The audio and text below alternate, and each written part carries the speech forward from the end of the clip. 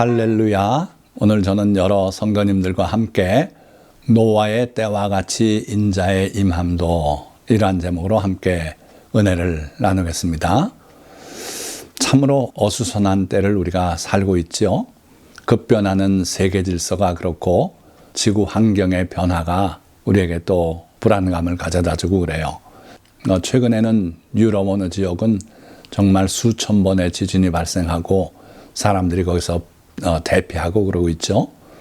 또 지구 온난화를 넘어서 열탕화라는 표현까지 쓰고 있는데 정말 지구가 더워지고 있다. 지금 겨울철이라 잊어먹고 살고 있지만요. 또 초대형 태풍이 수시로 발생하고 있고 또 극심한 산불, 그래서 LA의 그 화재 피해는 대단했죠. 자, 그런가 하면 또 3년 가까이 계속되고 있는 우크라이나 러시아 전쟁이 있습니다. 핵전쟁의 위기감을 느끼게 하는 그러한 전쟁이에요. 러시아의 푸틴 대통령이 종종 그 핵전쟁을 위협하고 있고 하죠. 그런가 하면 또 최근에는 북한의 파병이 우리 대한민국에까지 위기감을 더하고 있어요. 여기다가 우리 대한민국은 대통령 탄핵 등의 정치적인 혼란, 그리고 경제적인 어려움이 예상되고 있죠. 자, 어찌됐든 이런 여러 가지 다 언급하지도 못했지만 염려와 불안이 우리 주변에 늘 꿈틀대고 있고, 그런가 하면 또 하도 여기에 우리가 익숙해져서 아예 무관심을 보이기도 해요. 그런 거지 그러고 핵전쟁 나면 죽음 되지 막 이런 소리까지 하고 그러고 있죠. 자, 이러한 때 왜 이러한 일들이 이렇게 우리를 혼란스럽게 하고 있는가? 마태복음 24장에 그 해답이 나와 있죠. 예수께서 성전에서 나와서 가실 때에 제자들이 성전 건물들을 가리켜 보이려고 나오니 대답하여 이르시되 너희가 이 모든 것을 보지 못하느냐? 내가 진실로 너희에게 이르노니 돌 하나도 돌 위에 남지 않고 다 무너뜨려지리라. 이렇게 주님이 예고하셨어요. 그러니까 어느 날 예수님께서 제자들과 함께 예루살렘 성전을 올라가셨죠. 그리고 나오는데 제자들이 그 엄청난 건물들, 지금도 그렇죠. 통곡의 벽에 가보면은 그 돌 하나의 크기가 엄청납니다. 그런 돌들로 축대가 쌓여지고 또 아름다운 성전이 건축되고 또 부속 건물들이 있고 이런데 그걸 보고 자랑을 했죠. 그러니까 예수님께서 너희가 이걸 보지 못하느냐? 이 돌들이 돌 하나도 돌 위에 남지 않고 다 무너뜨려지리라. 그런 예언을 하셨어요.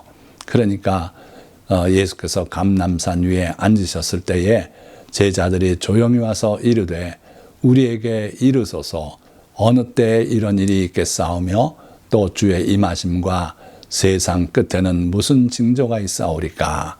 두 가지를 여쭙죠. 첫째는 어느 때에 이런 일이 있겠사오며, 둘째로 주의 임하심과 세상 끝, 그때 무슨 징조가 있사오리까? 자, 첫째는 어느 때에 이런 일이 있겠사오며, 즉 돌 하나도 돌 위에 남지 않고 다 무너지는 일이 언제 있겠습니까? 벌써 이루어졌죠. 예수님께서 부활 승천하시고 그리고 나서 한 30년, 40년 후에 로마에 항거하다가 결국 디도 장군에 의해서 예루살렘이 함락이 되고 그때 성전이 불에 타서 그 성전에 입힌 금들이 녹아내림으로써 로마 병정들이 그 금을 탈취해 가려고 모든 돌을 다 뒤집고 그 돌 사이로 녹아내린 금을 다 탈취해 갔다 그래요. 어떻든 예수님 당시에 봤던 성전은 이미 그렇게 파괴가 됐고, 그리고 주의 임하심과 세상 끝에는 무슨 징조가 있사오리까? 이에 대한 대답이 또 이렇게 계속되고 있어요. 4절입니다. 예수께서 대답하여 이르시되 너희가 사람의 미혹을 받지 않도록 주의하라. 많은 사람이 내 이름으로 와서 이르되 나는 그리스도라 하여 많은 사람을 미혹하리라. 그러니까 주님이 다시 오실 때 세상 마지막 때에는 또 사람의 미혹을 받지 않도록 주의하라. 많은 사람이 내 이름으로 와서 이르되 나는 그리스도라 하여 많은 사람을 미혹하리라. 그러니까 우리가 살고 있는 이 시대 또 20세기부터 많은 거짓 그리스도들이 나타났어요. 이전엔 그런 일이 없었습니까? 그전에 없었어요. 어쩌다 있는데 20세기에는 무더기로 쏟아져 나왔습니다. 왜 그렇습니까?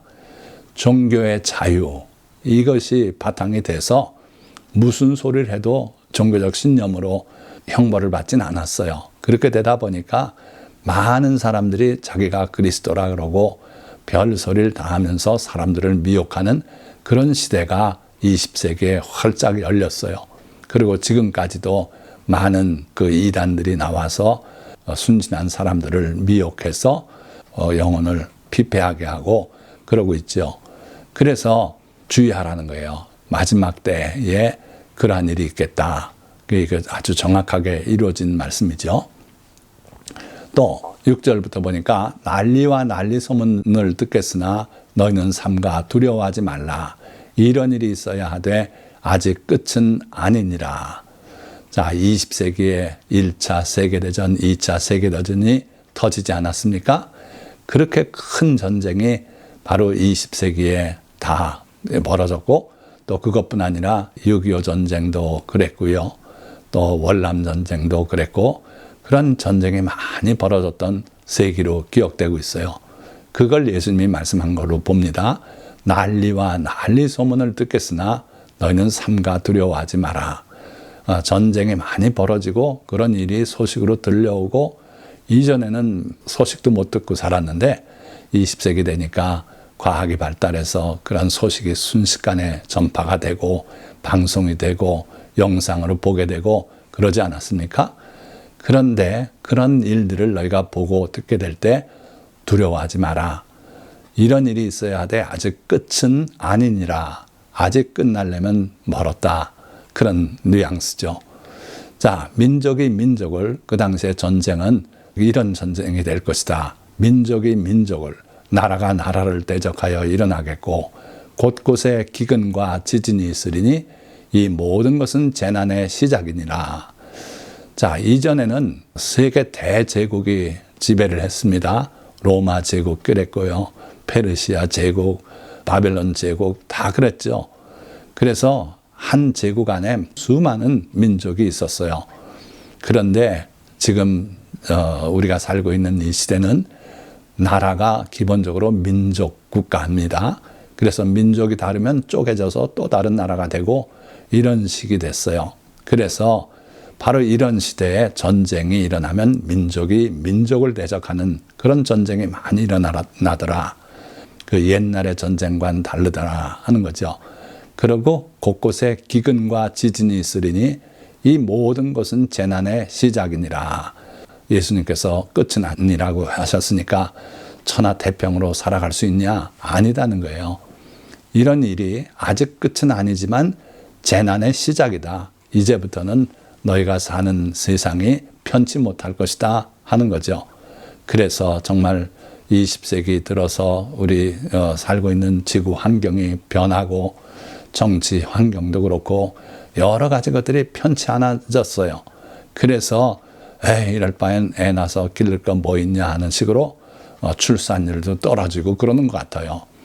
자, 그래서 재난의 시작이라 그러셨고 10절부터 보니까 그때 많은 사람이 실족하게 되어 서로 잡아주고 서로 미워하겠으며 거짓 선지자가 많이 일어나 많은 사람을 미혹하겠으며 불법이 성함으로 많은 사람의 사랑이 식어지리라.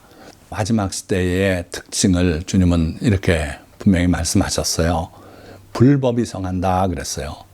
그래서 사람을 못 믿게 되고 사랑할 수 없게 되고 이렇게 해서 많은 사람의 사랑이 식어지리라. 그리고 거짓 선지자가 많이 일어나서 많은 사람을 미혹할 것이다. 그러다 보니까 서로 잡아주고 서로 미워하게 되고 이런 험악한 세상이 된다. 고통하는 때가 되겠다 하는 거죠. 그러나 끝까지 견디는 자는 구원을 얻으리라. 여러분들이 이걸 이겨내셔야 돼요. 우리가 살고 있는 이 시대가 참 그렇지 않습니까? 옆집에 누가 사는지도 모르고 그렇게 사는 사람들이 참 많죠. 그러나 끝까지 견디고 사랑을 잃지 않고 남을 긍휼히 여기고 은혜를 베풀 줄 알고 이런 삶을 사는 자는 구원을 얻게 될 것이다.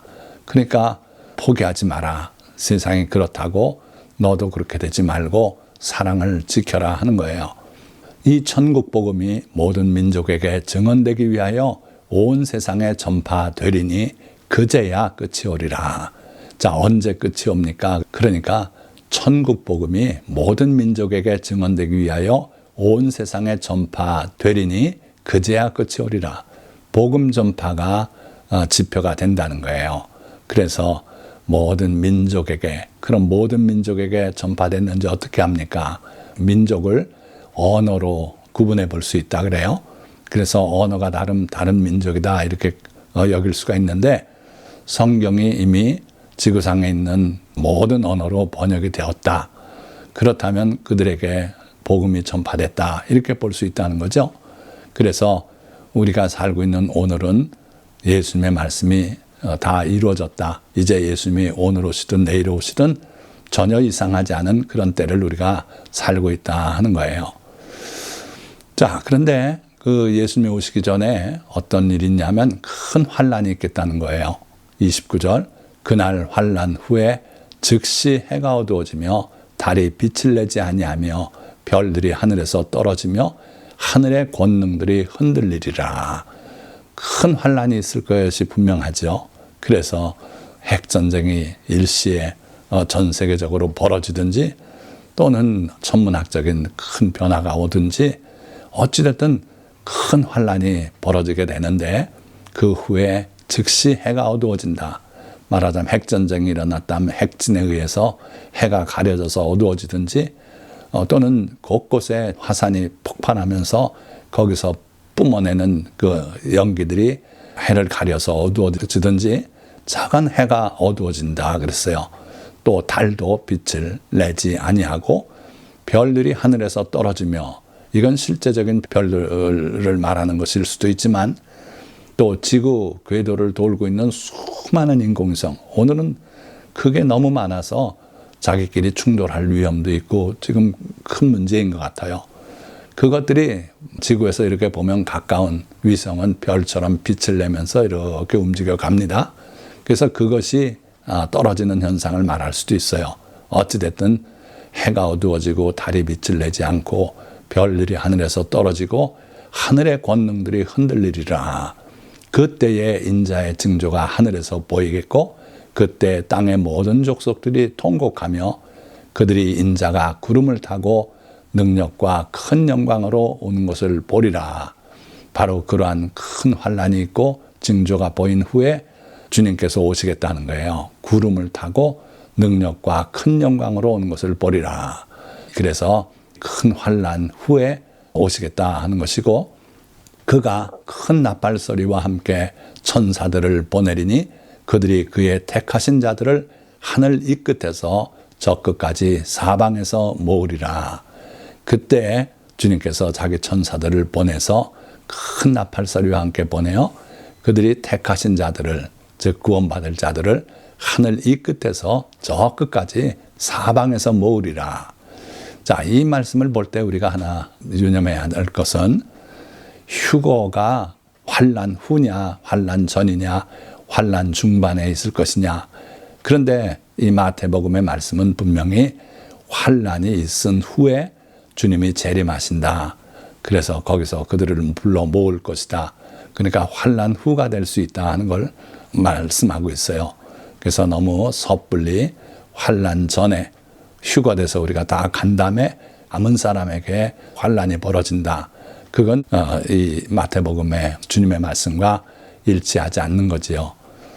자, 그 다음 32절 말씀이에요. 무화과 나무의 비유를 배우라. 그 가지가 연하여지고 잎사귀를 내면 여름이 가까운 줄을 아나니 이와 같이 너희도 이 모든 일을 보거든 인자가 가까이 곧 문 앞에 이른 줄 알라. 그러니까 주님이 여러 가지 얘기를 지금 하셨잖아요. 그러니까 이 모든 일들이 이루어지기를 시작하면은 인자가 문 앞에 이른 줄 알라는 거예요. 마치 무화과 나무가 가지가 연하여지고 잎사귀를 내면 이제 여름이 다가오는구나. 머지않아 열매를 맺겠구나. 이렇게 알 수 있는 것처럼 이 모든 일을 보면 인자가 가까이 곧 문 앞에 이른 줄 알라. 주님이 곧 재림하시겠다 하는 걸 마음에 두고 살아가라 하는 거죠. 내가 진실로 너에게 말하노니 이 세대가 지나가기 전에 이 일이 다 일어나리라. 천지는 없어질지언정 내 말은 없어지지 아니하리라. 자, 이 세대가 뭘 의미하는지가 문제예요. 정확한 해석을 내리기는 사실 어렵습니다. 그 당시에 예수님의 말씀을 듣고 있던 그 사람들이 살아있는 그 세대가 지나가기 전인지, 아니면은 이 말씀이 이루어지기 시작하는 20세기를 중심으로 해서 그 한 세대가 지나가기 전에 다 일어날 것인지 그걸 잘 몰라요. 그래서 어찌됐든 짧은 기간 안에 이 모든 일이 쭉 이어져 성취가 되고 주님이 오시겠다 하는 건 틀림없죠. 그러니까 전쟁과 전쟁의 소문, 지진, 기근 뭐 이런 것들이 일어나기 시작하는데 주님은 뭐 3000년 후나때에서 오신다. 그건 아닐 거라는 거예요. 그 일들이 한 세대 안에 다 일어날 것이다. 임박하게 주님이 재림하실 것이다. 그런 거죠.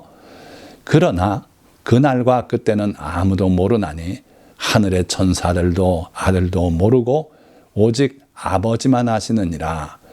자, 이 말씀에 반해서 많은 사람들이 그렇지 않다. 주님이 우리에게 알려주셨다. 그러면서 주님의 재림 날짜를 표방하고 그러고 재림을 준비하고 그래가지고 방송 매체들이 동원돼서 진짜 그런가 찍고 그러다 허사가 되고 이러기를 여러 차례 했어요.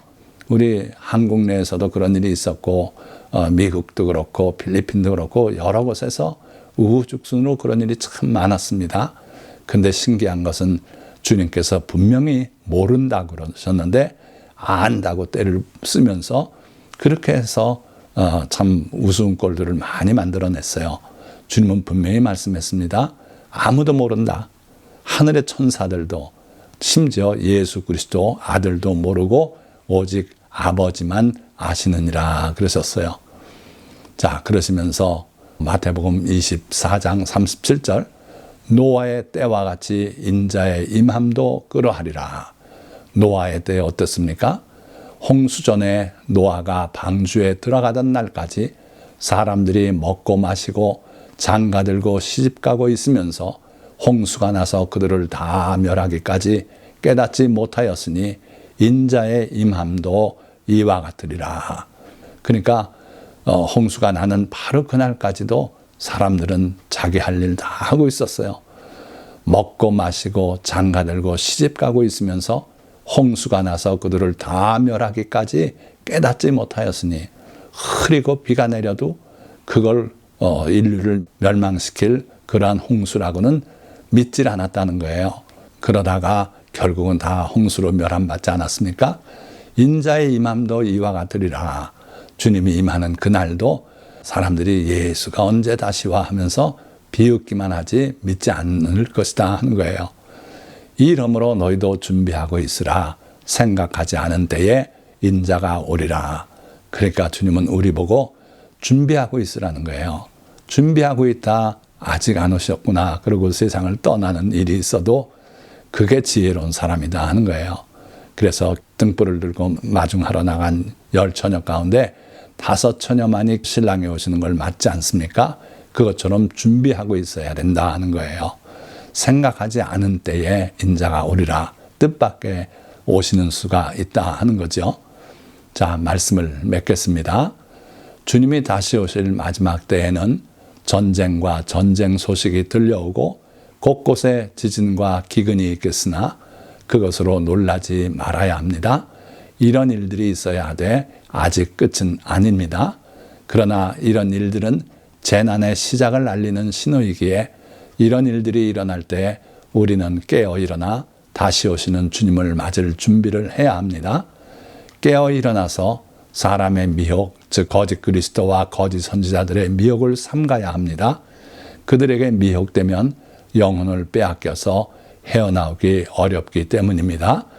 그래서 우리는 깨어 기도하며 주님의 말씀을 읽고 묵상하며 그 말씀이 우리 길의 빛이요 우리 발의 등불이 되게 해야 합니다. 오늘 이 설교 말씀을 들은 모든 성도님들이 다 이와 같이 깨어서 주님의 다시 오심을 예비하고 준비하시는 그러한 성도가 다 되시기를 주님의 이름으로 축원드립니다. 기도하겠습니다.